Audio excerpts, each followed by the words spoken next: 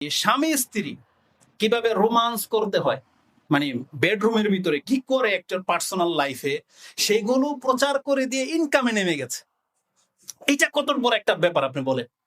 ও দাবি করতেছে এটা ওর স্ত্রী, মূলত একটা গার্লফ্রেন্ড বানিয়ে নিছে বা একটা টিম বানিয়ে নিছে যে আমরা টিকটক করি। আসলে একটা মহিলাকে তার স্ত্রী বানিয়ে নিয়েছে, ওদের সংসার কয়দিন টিকবে?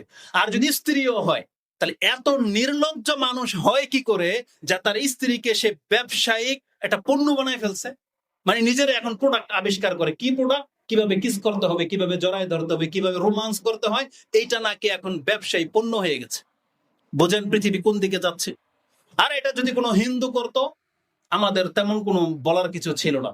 এটা মুসলমান ঘরের সন্তানরা লিপ্ত হয়ে গেছে, যে নিজের স্ত্রীকে নিয়ে এসে টিকটক করে ঘরের ভিতরে, যে টুকিটাকে যে ঝামেলাগুলা রসিকতাগুলা হয়, এগুলো তারা টিকটকের রূপ নিয়ে এসে দেখা যাচ্ছে যে স্বামীকে থাপ্পড় দিতেছে, স্বামীর উপরে পানি ঢেলে দিচ্ছে, স্বামীকে হোঁচট করে ফেলে দিল, স্বামীও তাকে যা খুশি তা করতেছে, আঘাত করা, মস্কারি করা, কাপড় খুলে ফেলা।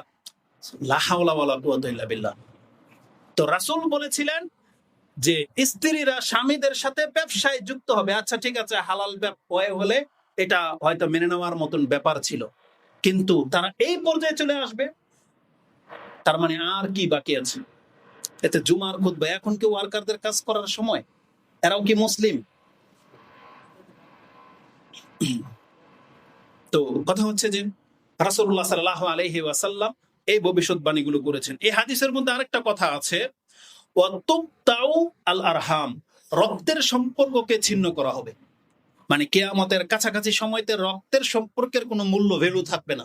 বাপ মা বলে, বড় ভাই বোন বলে, খালা ফুফু মামা চাচা বলে কোনো সম্পর্ক থাকবে না। সামান্য কিছু থেকে কিছু হলে এই সম্পর্ককে কাট করে দিতে, রক্ত ঝরাতে তারা দ্বিধা করে না।